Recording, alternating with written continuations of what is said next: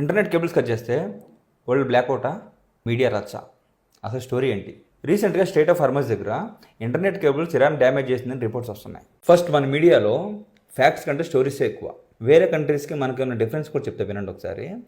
Dubai government రీసెంట్గా strict warning ఇచ్చింది మీడియాకి.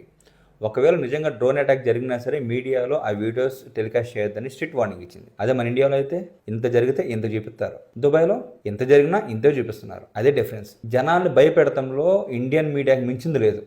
First thing, don't panic. అసలు భయపడాల్సిన అవసరమే లేదు. ఇంకా కేబుల్స్ గురించి అంటారా? ఇంటర్నెట్ సిస్టమ్ అనేది ఒక కేబుల్ మీద డిపెండ్ అయి ఉండదు, చాలా కేబుల్స్ ఉంటాయి.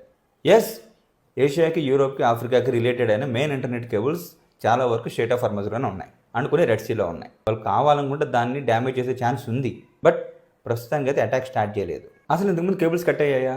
ఎస్, చాలాసార్లు కట్ అయ్యాయి. 2008 ఇన్సిడెంట్. 2008లో మెడిటరేనియన్ సీలో మల్టిపుల్ కేబుల్స్ కట్ అయ్యాయి. రీజన్, షిప్ యాంకర్స్ అంటే యాక్సిడెంటల్ డ్యామేజ్. 2013 ఇన్సిడెంట్. 2013లో అలెగ్జాండ్రియా దగ్గర డైవర్స్ కేబుల్స్ కట్ చేస్తూ పట్టుపట్టారు. ఇంటెన్షనల్ డ్యామేజ్ అని బిలీఫ్ ఉంది. 2022-2024 incidents. Red Sea and Europe రూట్స్లో డ్యామేజ్ జరిగాయి. Main reason ship anchors, fishing nets, కొన్నిసార్లు జియో పొలిటికల్ రీజన్స్.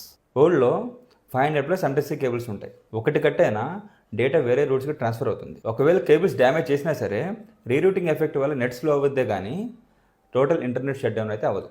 ఎక్స్పర్ట్ చెప్పేది ఏంటంటే మల్టిపుల్ మేజర్ కేబుల్స్ ఒకటేసారి డ్యామేజ్ అయితే మాత్రమే serious impact. So far all safe. Media hype కన్నా సిస్టమ్ స్ట్రాంగ్ ఉంది. నాలెడ్జ్ ఉంటే ప్యానిక్ ఉండదు. ఫ్యాక్ట్ బేస్డ్ కంటెంట్ కోసం ఫాలో అవ్వండి, షేర్ చేయండి, మిస్లీడింగ్ ఆపేద్దాం. Thank you.